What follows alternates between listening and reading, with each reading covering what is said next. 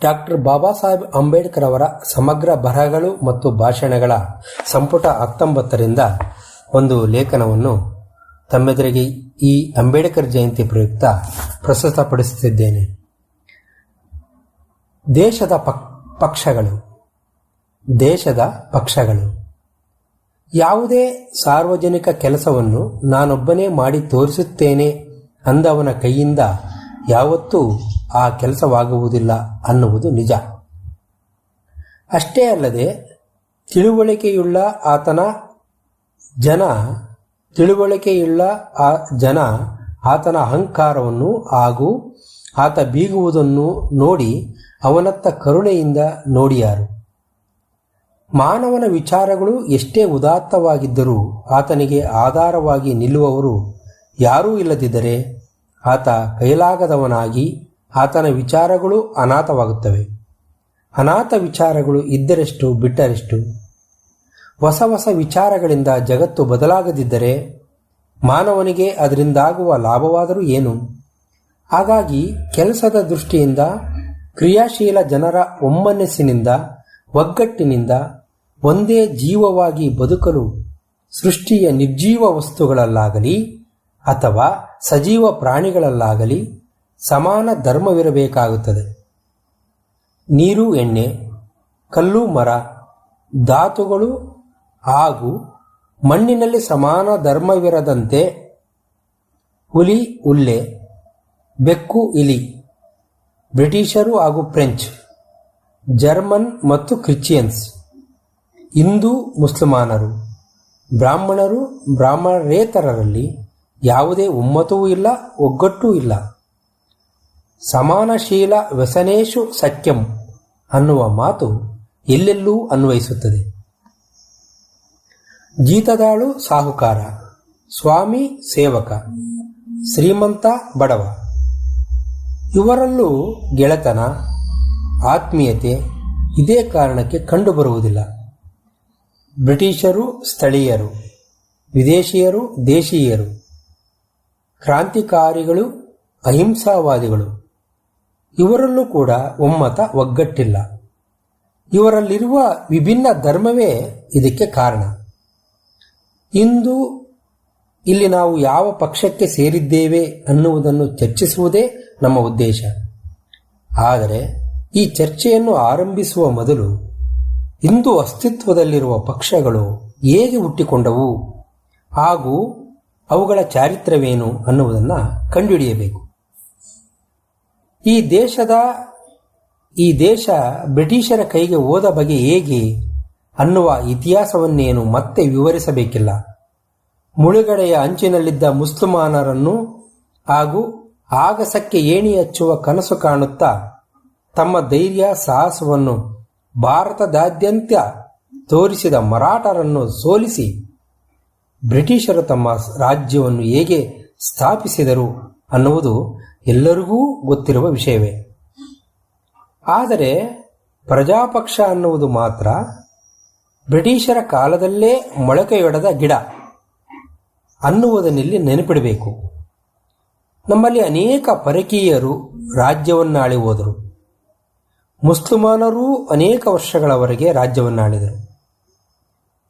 ಮುಸಲ್ಮಾನನಾಗಿತ್ತೀಯೋ ಇಲ್ಲ ರುಂಡ ಹಾರಿಸಲೋ ಅನ್ನುವ ಘೋಷಣೆಗಳನ್ನು ಕೂಗುತ್ತಾ ಹಿಂದೂ ಧರ್ಮದ ಸಂಕೇತವಾಗಿದ್ದ ಜುಟ್ಟನ್ನು ಕತ್ತರಿಸಿ ಜುಟ್ಟಿನವರನ್ನು ಗೋಳು ಒಯ್ದುಕೊಂಡರು. ಪೋರ್ಚುಗೀಸರು ತಮ್ಮ ರಾಜ್ಯದಲ್ಲಿ ಅನೇಕ ಹಿಂದೂಗಳನ್ನು ಕ್ರಿಶ್ಚಿಯನ್ನರನ್ನಾಗಿ ಪರಿವರ್ತಿಸಿದರು. ಡಚ್ ಬಂದರು, ಫ್ರೆಂಚರು ಬಂದು ವಸಾಹತುಗಳನ್ನು ನಿರ್ಮಿಸಿ ಹೋದರು. ಆದರೆ ಮರಾಠ ಜನ ತೋರಿಸಿದ ಧೈರ್ಯ ಬಿಟ್ಟರೆ ಉಳಿದೆಲ್ಲೆಡೆ ಉದಾಸೀನತೆ ಮನೆ ಮಾಡಿತ್ತು.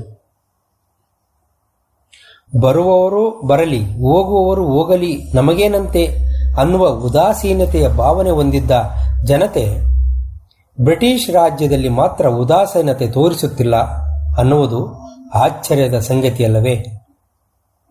ಇದೇ ಜನತೆ ಮುಸಲ್ಮಾನರೂ ಹಾಗೂ ಮರಾಠರಂತಹ ಬೇಜವಾಬ್ದಾರಿ ರಾಜ್ಯದ ವಿರುದ್ಧ ಎಂದೂ ಹೋಗಲಿಲ್ಲ. ತಾರತಮ್ಯವಾಗಿ ನೋಡಿದಾಗ ಮರಾಠ ಹಾಗೂ ಮುಸಲ್ಮಾನರ ರಾಜ್ಯದಲ್ಲಿದ್ದಕ್ಕಿಂತ ಹೆಚ್ಚು ಸುಖ, ಹೆಚ್ಚು ಸ್ವಾತಂತ್ರ್ಯ ಬ್ರಿಟಿಷ್ ರಾಜ್ಯದಲ್ಲಿದೆ.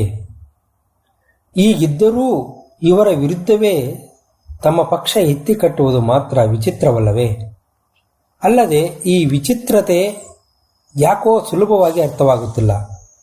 ಯಾರಲ್ಲೂ ಎಲ್ಲೂ ಕಾಣದಂಥ ಹಾಗೂ ಪಾಶ್ಚಿಮಾತ್ಯ ರಾಷ್ಟ್ರಗಳಲ್ಲಿ ಮನೆಮಾತಾಗಿದ್ದ ಕೇವಲ ಹಿಂದೂ ಜನರಲ್ಲಿದ್ದ ಒಂದು ರೀತಿಯ ಸ್ಥೈರ್ಯ ಹಾಗೂ ತಟಸ್ಥ ವೃತ್ತಿಯು ಕಾಣೆಯಾಗಿ ಅದು ಬಹುದೊಡ್ಡ ಚೈತನ್ಯದಲ್ಲಿ ರೂಪಾಂತರಗೊಂಡಿರುವುದು ಚಮತ್ಕಾರವೇ ಅಂದಿಕೊಂಡರೆ ಅತಿಶೋಕ್ತಿಯಾಗಲಾರದು. ಬಹುಶಃ ಬ್ರಿಟಿಷ್ ಆಳ್ವಿಕೆಯೇ ಈ ಚಮತ್ಕಾರಕ್ಕೆ ಕಾರಣವಿರಬಹುದು. ಬ್ರಿಟಿಷ್ ಆಳ್ವಿಕೆಯ ಆರಂಭದಲ್ಲಿ ಜನತೆಯಲ್ಲಿ ಒಗ್ಗಟ್ಟು ಬೆಳೆಯದಿರಲು ಅನೇಕ ಕಾರಣಗಳಿದ್ದವು. ಅನೇಕ ಧರ್ಮ, ಅನೇಕ ಜಾತಿ, ಅನೇಕ ಭಾಷೆ ಇವೆಲ್ಲವುಗಳಿಂದ ಪ್ರಜೆಗಳಲ್ಲಿ ಒಗ್ಗಟ್ಟು ಸಾಧ್ಯವಿರಲಿಲ್ಲ. ಇಷ್ಟು ವರ್ಷಗಳಲ್ಲಿ ಈ ವಿವಿಧ ಪ್ರಜೆಗಳನ್ನಾಳುವ ಶಕ್ತಿ ಅಂದರೆ ಸರ್ಕಾರ ಒಂದೇ ಆಗಿರುತ್ತಿದ್ದರೆ ಹಿಂದೂ ಪ್ರಜೆಗಳು ಒಗ್ಗಟ್ಟಾಗಿರಬಹುದಾದ ಸಾಧ್ಯತೆಗಳಿದ್ದವು.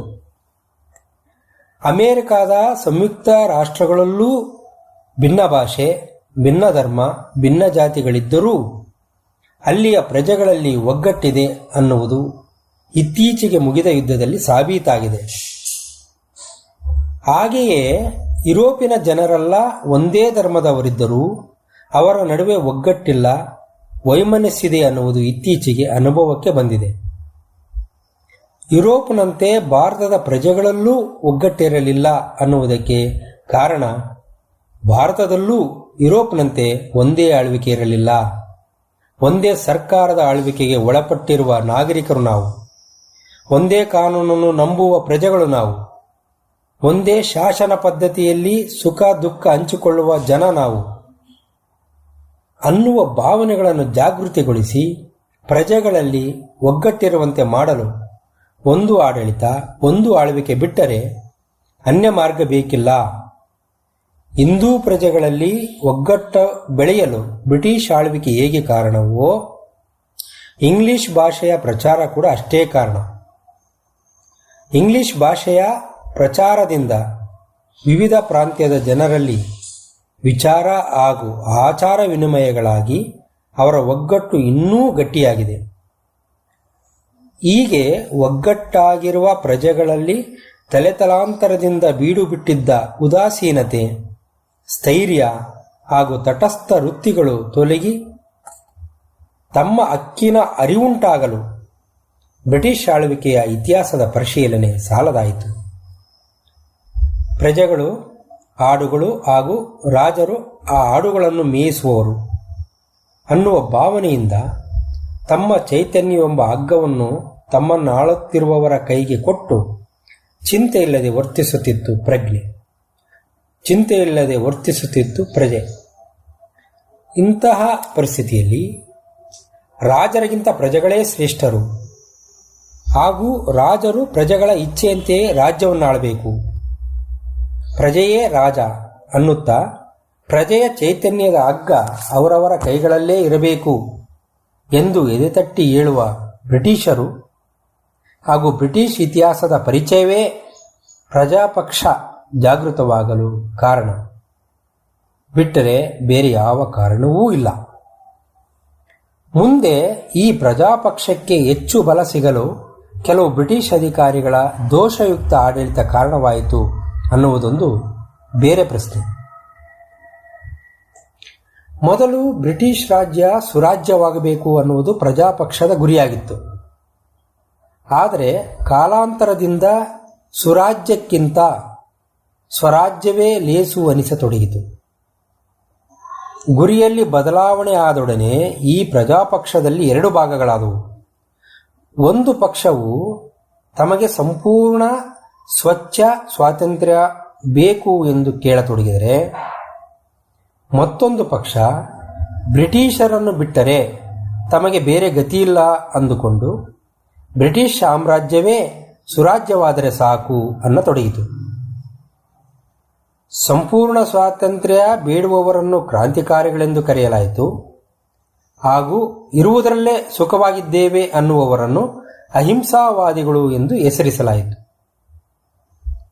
ಕ್ರಾಂತಿಕಾರಿಗಳು ಸಂಪೂರ್ಣ ಸ್ವಾತಂತ್ರ್ಯಕ್ಕಾಗಿ ಬ್ರಿಟಿಷ್ ಸರ್ಕಾರವನ್ನು ಕಿತ್ತೊಗೆಯಲು ದೇಶದಲ್ಲೆಲ್ಲ ಅರಾಜಕತೆ ಹರಡಲು ಪ್ರಯತ್ನಿಸಿ ಸೋತಿತು. ಹಾಗೂ ಸಮಯ ಮೀರುವ ಮೊದಲೇ ತಮ್ಮ ಕೆಲಸ ನಿಲ್ಲಿಸಿತು. ಅವರು ಮಾಡಿದ ಕಾರ್ಯ ದೇಶದ ಹಿತದೃಷ್ಟಿಯಿಂದ ಒಂದು ದೊಡ್ಡ ರಾಷ್ಟ್ರ ಕಾರ್ಯವೇ ಅನ್ನಬೇಕು. ಕ್ರಾಂತಿಕಾರಿಗಳು ಹಾಗೂ ಅಹಿಂಸಾವಾದಿಗಳ ನಡುವೆ ಒಂದು ವ್ಯತ್ಯಾಸವಿತ್ತು. ಕ್ರಾಂತಿಕಾರಿಗಳು ನಮ್ಮ ದೇಶ ಸ್ವಾತಂತ್ರ್ಯಕ್ಕೆ ಅರ್ಹತೆ ಪಡೆದಿರುವುದರಿಂದ ಈಗಿಂದೀಗಲೇ ನಮಗೆ ಸ್ವಾತಂತ್ರ್ಯ ಕೊಡಿ ಅನ್ನುತ್ತಿತ್ತು. ಆದರೆ ಅಹಿಂಸಾವಾದಿಗಳು ಈ ದೇಶ ಸದ್ಯದ ಪರಿಸ್ಥಿತಿಯಲ್ಲಿ ಸ್ವಾತಂತ್ರ್ಯಕ್ಕೆ ಅರ್ಹವಾಗಿಲ್ಲವಾದ್ದರಿಂದ ಹಂತ ಹಂತವಾಗಿ ಸ್ವಾತಂತ್ರ್ಯ ಪಡೆಯಿರಿ ಅನ್ನುತ್ತಿತ್ತು.